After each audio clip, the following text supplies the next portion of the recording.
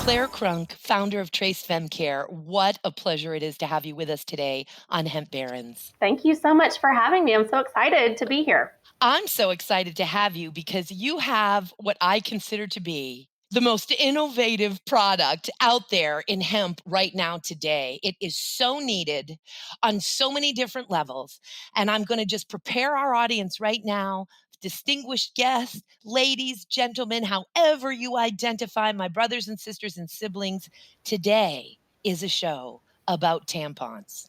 Yes, it is. So sit back, grab your tampon and a cup of coffee or tea, and I want you to listen about trace-femcare and why on earth hemp is the saving grace to tampons and menstrual cycles environmentally, cervically, and otherwise. We're going to learn about it from Claire Crunk. Man, Claire, first tell us, how did you come to hemp? And we'll start your journey from there. Sure. So I started my professional career as a women's health nurse practitioner.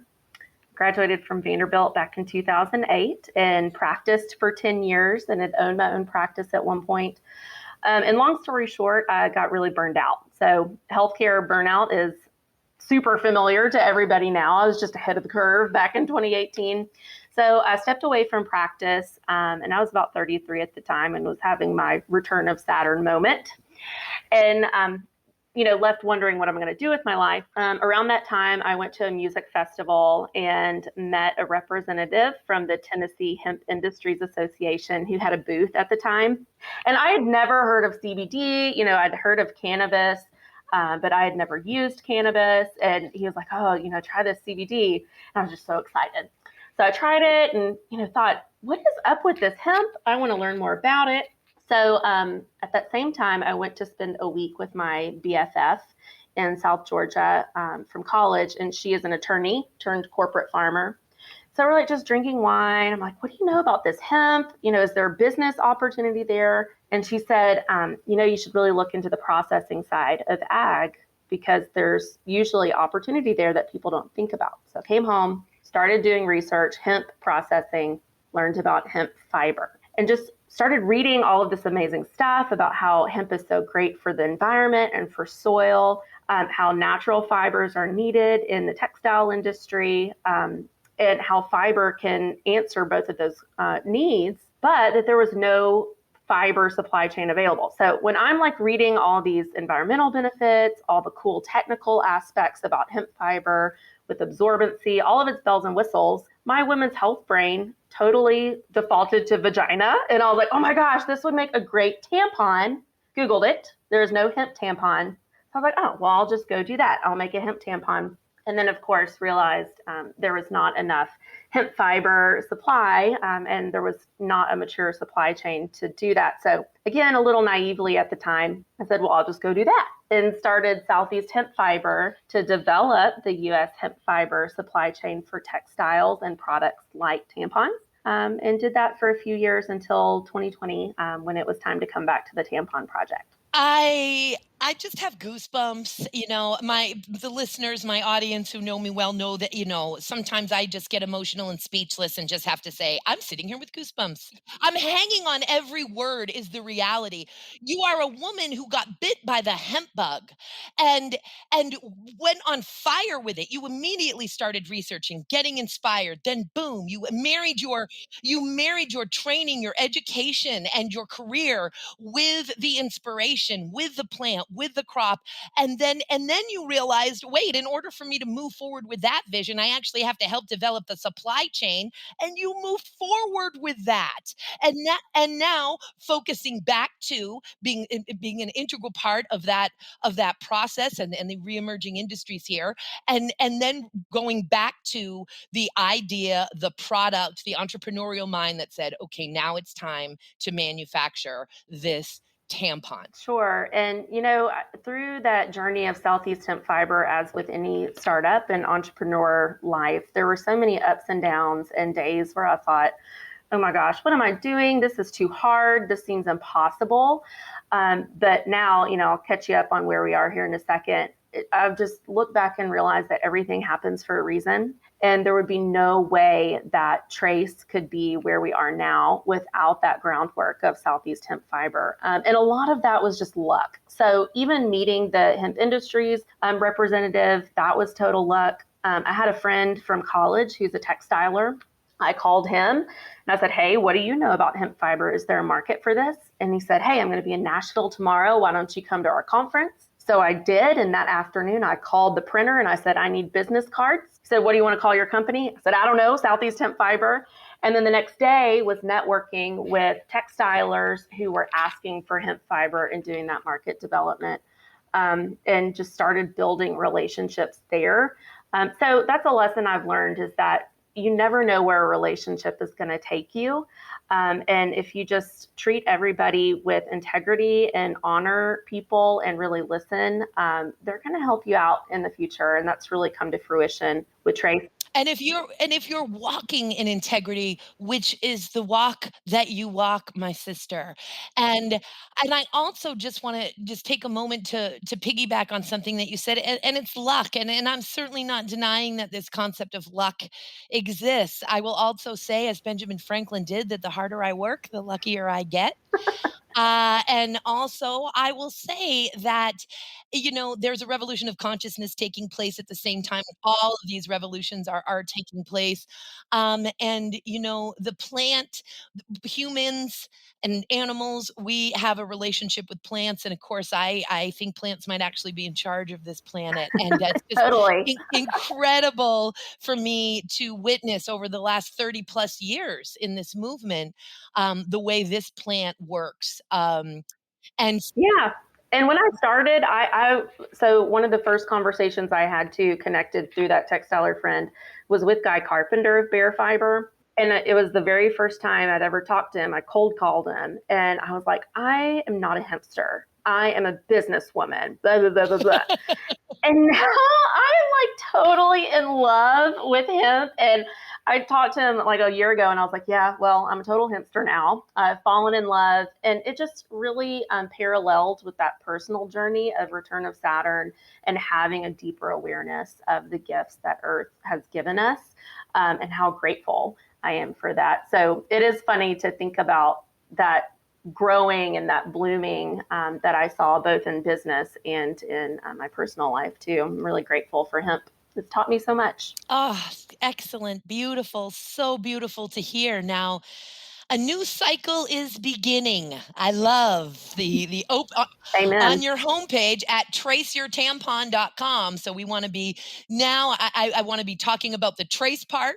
I'm also wondering, sister, if you have any statistics, maybe one or two, in terms of so that we can sort of frame up the usage of tampons on planet Earth and what they are made out of now, and those mass produced tampons, the effect that they have on women's health. And then let's go into tracing and hemp. But if we could sort of set the stage for the listeners, thank you. Absolutely. And I'll talk a little bit about those beginning conversations with Trace back in 2020, where I started really learning about how tampons and menstrual products are made. And throughout Southeast Hemp Fiber, because I was developing markets and nonwovens, had been attending these hygiene conferences, technical conferences, and realized it is so male dominated. And that really surprised me. And that even as a women's health clinician with like top tier training, I still didn't know what was in menstrual products and how it was made. And so that was a light bulb moment, because if we're going to put something in our vaginas, I believe we deserve to know what's in it and how it got there, and it's a consent issue. So as I started doing my research on how this would come about, that was a big light bulb moment for me. And I knew that I wanted to create a brand that was completely transparent, that the user would know exactly where the materials came from, who all was involved in making it, and how it was made. And that's where the name Trace came through. So traceability to the farm level is one of our core values and something we'll never let go of. And especially from experience with Southeast hemp fiber, I have such a deep respect for farmers and growers, and they need to be honored. So, I feel like if we as a brand can foster that connection between us as menstruators, the products we use, and the land that gifted us with the materials to make those, it just motivates us to take better care of Earth. And that's part of why I love choosing menstrual products too, because half of the world menstruates and will need these products like in perpetuity. They're ubiquitous. If we stop menstruating, like literally, we all die. So, if we make menstrual products out of hemp fiber, it perpetuates the need to continue growing it and expanding it, and really harnessing its carbon sequestration properties. And some statistics I'll throw out for you. Let's see. In the US, the menstrual hygiene market is a $3.5 billion market, so it's big business. An average menstruating woman will use about 14 to 15,000 menstrual products in her lifetime. In the US, we throw away about 500,000 pounds of menstrual trash in US landfills every year. So it's a huge waste generator. And most products are made with synthetic materials. We're talking rayon, which is a natural man-made fiber. And usually that's tree-based, where trees are chopped down, they're pulped up like a paper industry and a liquor, and then a fiber is extracted from that. They're also made with polypropylene fibers, which comes from petroleum. And that shocked me because I didn't know that. And here I was putting plastic in my vagina, and that really bothered me that it wasn't disclosed in that way. And then, of course, our applicators and packaging is full of plastic. And then the last thing I'll say about how our products are made that surprised me, when I started learning about the textile industry and how fibers and yarns and fabrics are made and how non-woven goods are made, I didn't realize there was all this chemistry used to make the fiber soft or to make them slick or to make them shiny, how white fibers are often dyed to make them optic white. So there are a lot of chemistries used in our menstrual products too, just in the process that menstruators don't know about. So that was really interesting to me and something we want to bring forward as a brand to customers to be more empowered in their choices. And, even and as I was listening to you speak about any of these fibers other than hemp, we're talking about, and cotton may have less toxic chemicals to break it down than some of these other fibers certainly would. It takes just tremendous, which is why we need to replace the entire paper industry with hemp, which, by the way, 90% of the world's paper was hemp before the craft patent for wood pulp cellulose, wood cellulose pulp to make paper.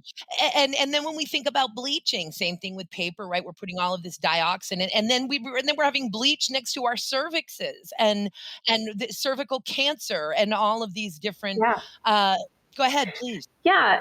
And that's what really bothered me as a clinician, because I took care of so many women who came in complaining of chronic irritation or rashes on the vulva. And as a clinician, I just have to guess on product choices because I couldn't go to the store and see all the ingredients or chemistries used in each brand. And even now, we talked about this at our conference a couple weeks ago in Scottsdale, that there is a lot of resistance from the old guard of menstrual products to disclose ingredients. So we're kind of the rebels there. And about cotton, cotton even requires a wet chemical process to purify and optimize for menstrual products. So it's not like the cotton that we're picking out of the fields is the exact same cotton that's going in products. So even that requires some chemical processing. Absolutely. And maybe rayon, of course. I mean, the minute you said rayon, I learned something from you. So that was that was the first material that you disclosed, and the last material that I would have thought of. And certainly polypropylene. Oh my God! I mean, just wow! My jaw is a little bit to the floor here now. And now let's talk a little bit about these sources other than hemp, and how it depletes the soil. Now, of course, building the soil and regenerative agriculture is not just a thing, it is it is the calling. It is what is going to allow us as a race to survive, and by that I mean the human race Absolutely. to survive. And so, what, if you would like to talk to us a little bit about hemp and the soil versus some of these other crops, or just in general? Sure. So I'm definitely not an agronomical expert and I'm not a farmer, but have learned quite a bit over the past 4 years and have learned about conventional agriculture and how monocropping and even chronic rotational crops can deplete soil, which is why we have to put in synthetic fertilizers year after year. And an ideal soil condition that is self sustaining has really great high levels of soil organic matter, of carbon, of natural organic carbon, and that is long lasting. So, for instance, if you have organic carbon in your soil, that can sustain optimal growing conditions for 10, 15 years, whereas a synthetic fertilizer application you'll have to reapply year after year. And then you're dealing with problems like nutrient runoff that can go into waterways and kill off fish. And it costs the growers a lot of money too. So the concept of organic agriculture that touches on that some, but regenerative takes it a step further. And that's where Trace is focused, is sourcing materials that only use regenerative agricultural principles. And our products are a blend of both hemp and cotton, but even our cotton is regenerative. So these methods are focused on optimizing soil organic matter, healing that level. And some methods that we use are no-till or strip-till, but that's not uncommon now. That's pretty much the norm where it's possible. Cover cropping, but multi-species cover cropping. So that's a little tiny difference between like conventional methods, even organic, and regenerative. Because we're really talking about biodiversity and Right, really exactly. building that soil. And I very quickly, inappropriate for me to interrupt you at this moment, sister, but my mind's blown because I did not realize that Trace Femcare was only using hemp grown with regenerative techniques. I mean, that's just like it's the gift that just keeps on giving in my female heart here. Sure. Well, and hemp is already well positioned for a regenerative crop. So, hemp is already so efficient at sequestering atmospheric carbon, at aerating soils with its deep, nice tap roots, with returning carbon to soil. And certainly, as an industry, we need more research on which type of cultivation, harvesting methods, how much residue we leave on a field to optimize those processes. Even a study out of Poland that just came out in the first week of November this year that looked at a field that had, it was a contaminated field, and looked at soil mitigation, remediation with hemp and soil organic matter. And the soil organic matter tripled in 3 years. And that is like unheard of. In our cotton project, our data is still coming out, but we anticipate our cotton soil organic matter to maybe increase by 50%. So to see that hemp study come out that tripled the amount in that short period of time, it just is really affirming that this is a great fiber to be using that can actually heal our environment. God, and just so fantastic. And we often say that sustainability it was so important. I would take sustainability over unsustainability any day of the week. But really, we're talking about going beyond sustainability into, of course, straight up regeneration, and not just about we're putting back into the soil what we're taking out of it. We're talking about we're taking out of the soil and we're putting more back into it than we took out of it. And that's what all of Absolutely. yes, these techniques. That is our like ethos for sure. And we actually, the word sustainable is on our no list as a brand because we don't want to sustain what we have now. It's a negative sum game. So we really do focus on only those materials that give back more to the earth than what it takes. And I'm going to sound a little feminist here, but I think there's something special about the thought of people identifying as females saving the world. Um, And how we have menstruation that has been positioned to us as this problem or as this nuisance or something that holds us back. But Trace wants to look at menstruation as a tool to make things better. It's like our, secret value proposition in the world that we have that we can use to give back more to the earth than what we take, and some positive heal the earth, so that way there's a healthy landscape for our grandchildren. Oh, I love it 10 million times over. We're in so many ways all around the world in different types of movements and in different types of endeavors and missions.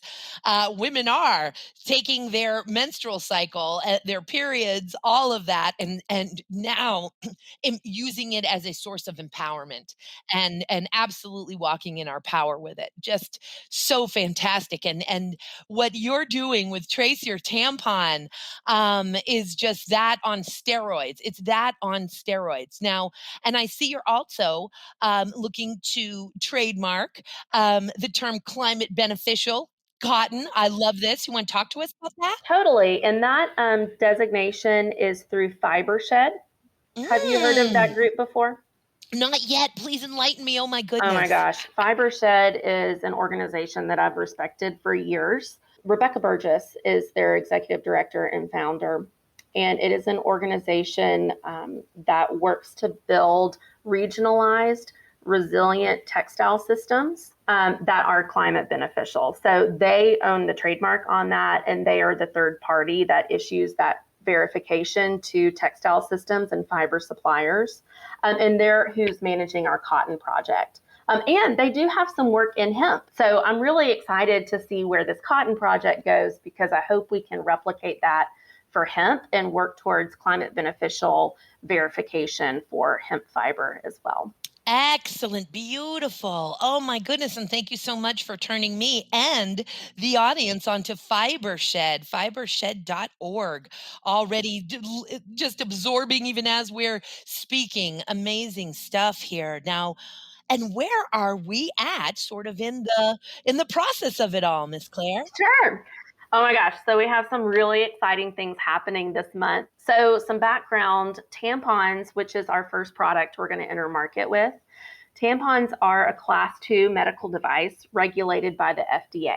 So, it is actually illegal for us to solicit for pre orders to ask for money for tampons until we have our FDA approval.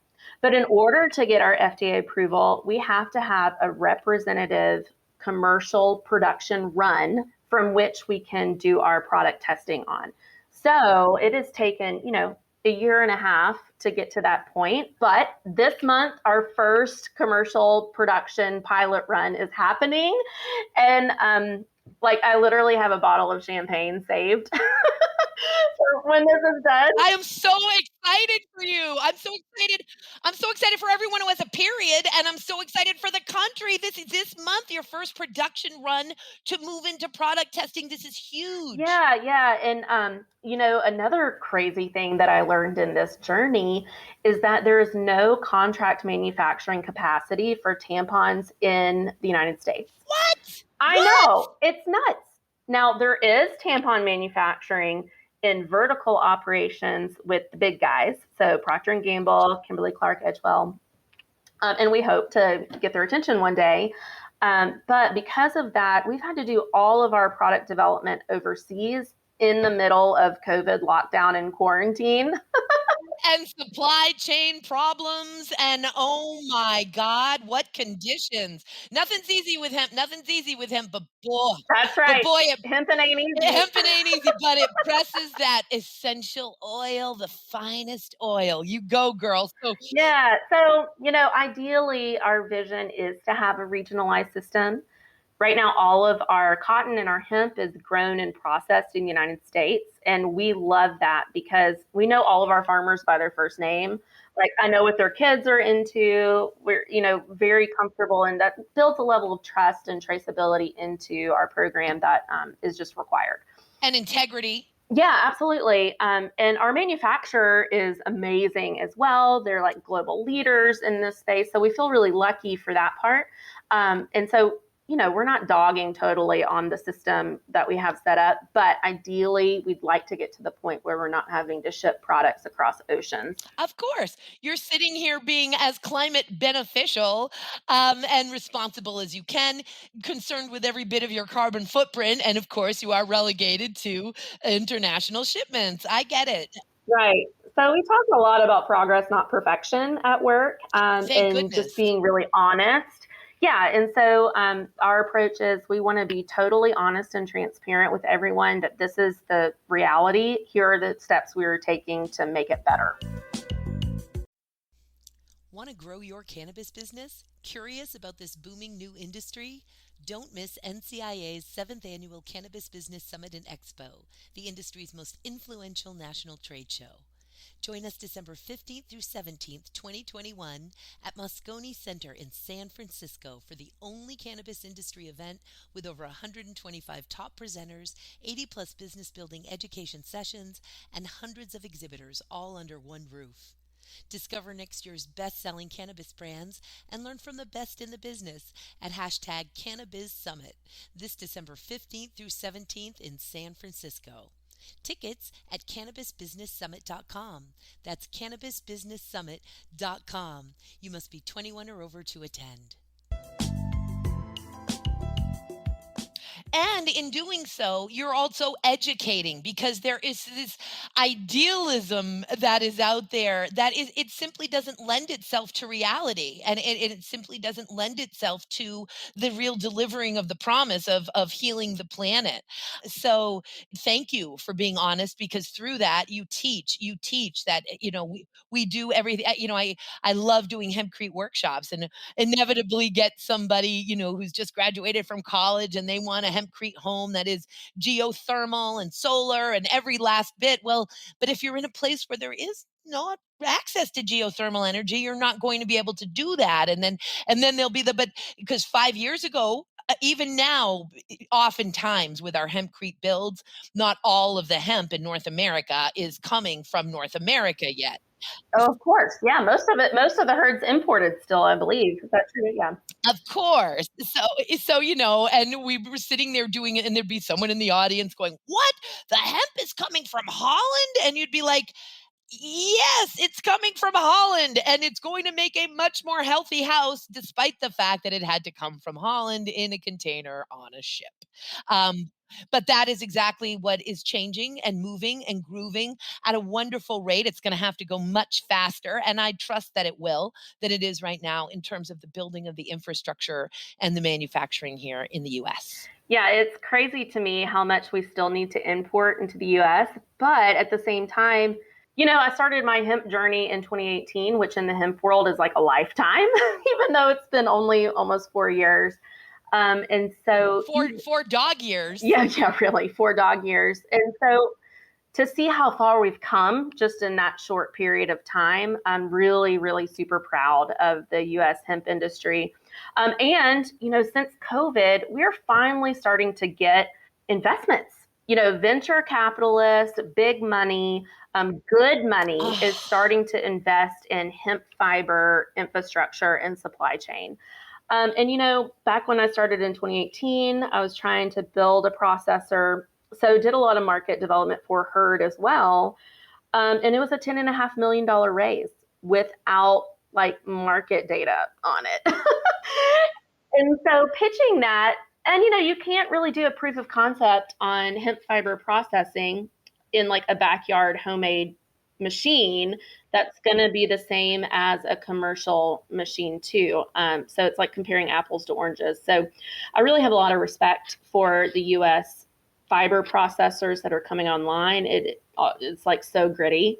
But I'm also really grateful that we're finally getting traction on funding. That's been the number one barrier for the US. So I'm really excited where the next few years are going to go. And I'm also super excited to be coming at this now from a brand standpoint. It is like so fun to finally be talking about buying hemp fiber and being, contributing to pulling through that supply chain from a financial standpoint. Oh my God, I'm just on fire for you, girl. Just so inspiring. And I'm just so happy for all of us that these dreams and visions and ideas are being manifested and coming to fruition. Can you give us, and I certainly understand if you can't, any insight into other products that you might be considering or other projects underway? Yeah, totally. So, well, there's a few different things. So we're currently fundraising. So some of these decisions will be based on our fundraising timeline, but we would like to enter with multiple absorbencies and some combo packs of tampons. And we're already starting to work on development of our panty liner that will be a dual use menstrual panty liner and an incontinence pad, a light incontinence pad. And for those out there who don't know what that word means, it means leaking urine. And like it is probably one of the most common things that females experience as they get older.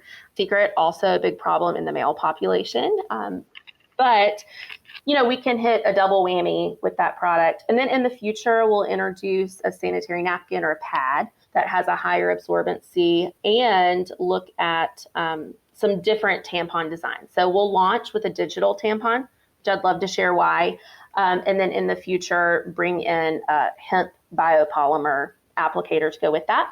And then, of course, I can't forget my textile roots. We'd love to have hemp-based menstrual underwear that we've already started working on as well. Wow. And will you tell us what is a digital tampon? Yeah, so a digital tampon just means it's an applicator-free tampon. Oh, like your fingers are digits. You use your digits. Got you. Yeah. So this was another crazy surprise to me when we started doing research for Trace. I actually bought every single tampon brand on the market, had it shipped to my house, and had my 10-year-old daughter open every box and write a book report on each brand and paid her like $7 per brand. Wow. But when you open up all the tampons in the world, there's really only two base designs, which is crazy. So there's something called a tea bag design, and there's something called a radial design. So radial designs, when they get wet, they expand horizontally. Tea bag designs, when they get wet, expand longitudinally. Now, because of my women's health genius brain, I know, oh, well, that's why some tampons are really uncomfortable because when the tea bags expand, it can pinch at the vaginal opening. So, you know, I'm kind of bougie. I want a really nice, fancy tampon. So I'm like, okay, well, we have to use a radially expanding design because comfort is like the number one priority after safety. But radial design tampons cannot go into cardboard applicators. Oh, you're kidding. Who would have thunk? Who would have thunk? I Um, know. I know it's crazy. And so our only choices for that design are either a non-applicator or a plastic applicator that has some petroleum input and doesn't biodegrade. Got it.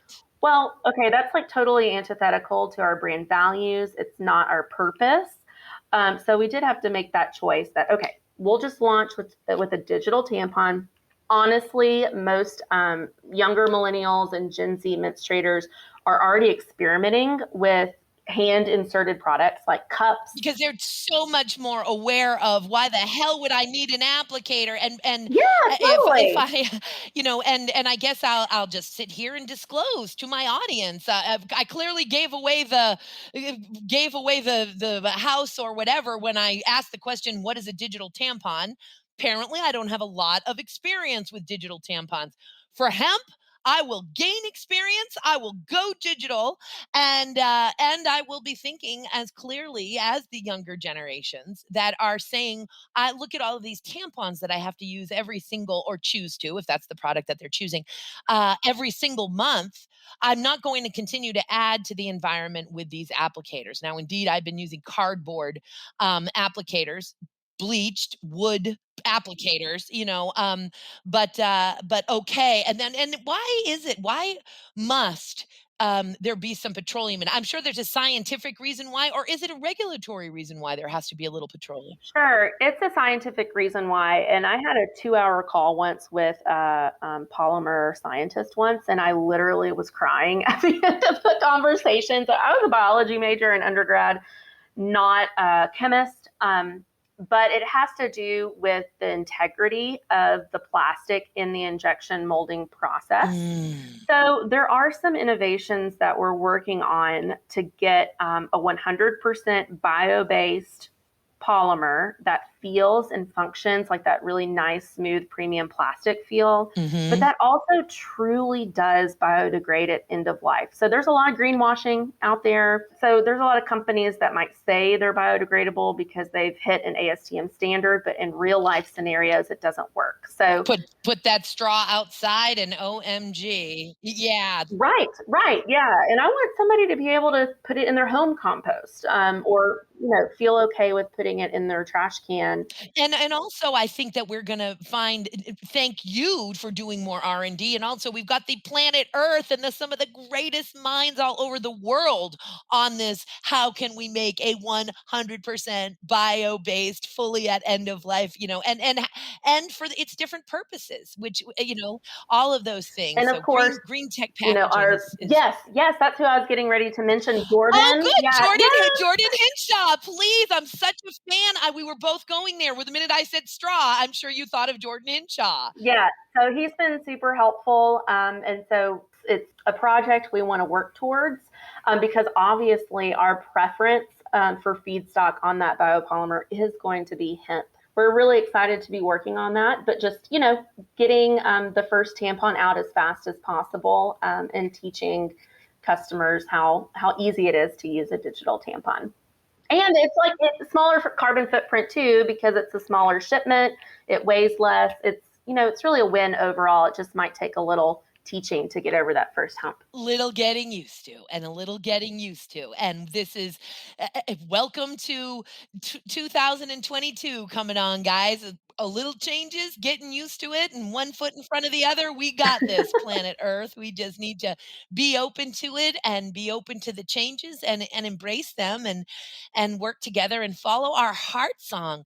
You have so followed your heart song here, Claire. Oh, well, thank you. I mean, honestly, if you aren't going into your company with full heart and like true grounded purpose, you're not going to make it. It's too hard emotionally.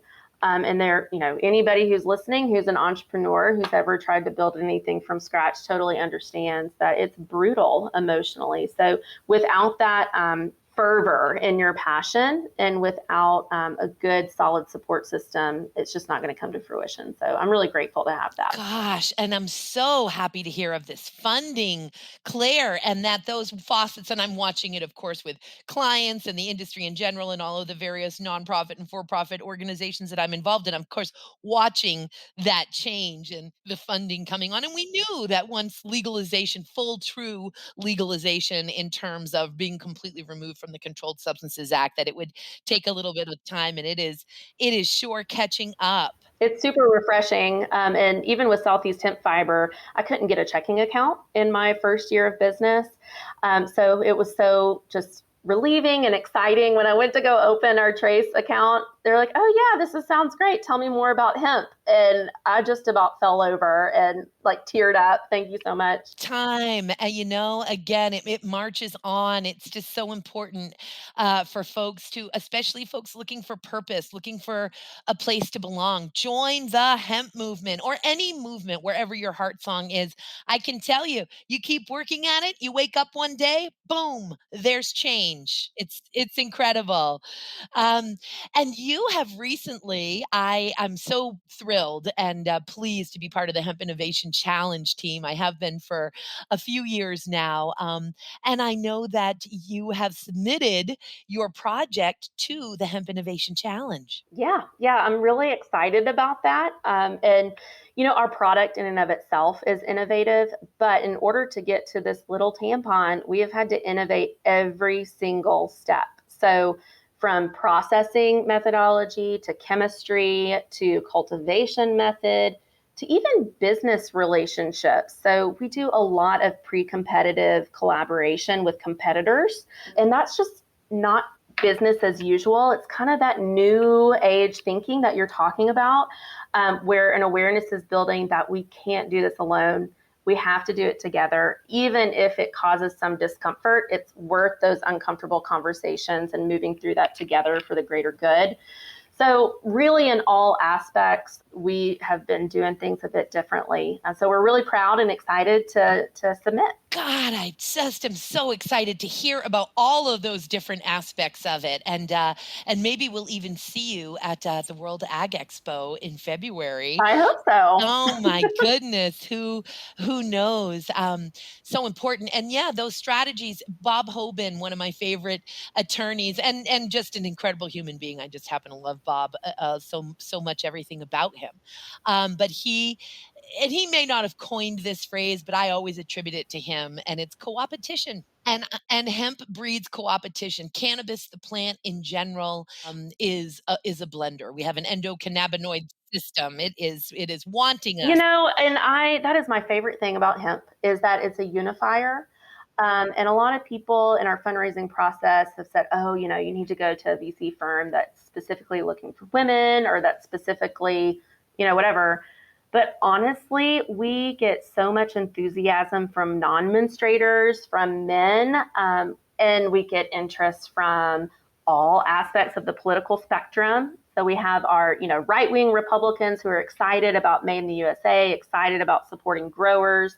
We have our left-leaning liberals who are excited about saving the environment, who are excited about supporting hemp and cannabis legalization. And we're all at this table together working on this same project. So it's a beautiful thing. Yeah, it's magical. It is magical, really, the magic of hemp. Jonathan Miller, general counsel to the U.S. Hemp Roundtable, someone who I've worked with for several years now and respect so much. He calls it the magic of. I had another magic of hemp moment, um, and I absolutely love that because I really feel like we can heal. That we have so much more in common than we don't, and hemp is just such a great bipartisan playing field for all of us to be in community together and to help advance one another's thinking through that process in little and subtle ways in every direction. And I so appreciate that and love that. It's And really that's my core why. So have you heard of like Simon Sinek's Your Core Why? yes. And that has come out into my business, of course, but healing relationships is one of the core healing modalities that are part of our core values in Trace. So it's not just healing environment, it's also healing relationships and healing communities because hemp has that power. Wow. God, what a place to end this incredible interview. I could not have said that better myself. But before we go, sister, is there a question that I didn't ask that you maybe wished I did or something that you want to leave the audience with? Sure. So to find out more information about Trace, please check us out on our website, traceyourtampon.com. We're also on Instagram and we will be on TikTok in early 2023. Get excited about that one. And as it stands right now, we will be on market and ready for sales by the fourth quarter of 2022. So go ahead and sign up for our email newsletters and you can get updates and first access to product when it's available. Oh my gosh, I cannot wait to get my first digital Trace Your Tampon. Well, girl, you know I'm going to send you a box. I am so excited for the fourth quarter of 2022. I'm excited for everything that you're doing, and I'm excited for the planet. And Claire Crunk, I am so excited for you, sister. Thank you. Well, thank you for having me, and thank you so much for your leadership in the hemp industry. I've been admiring you for a long time. So thank you. My honor, oh, sister, my honor, my pleasure. And I'm watching you, and it is just incredibly pleasurable to watch these lotus petals unfold. You are something else, sister. We'll have you back again. And until then, thank you for everything you do.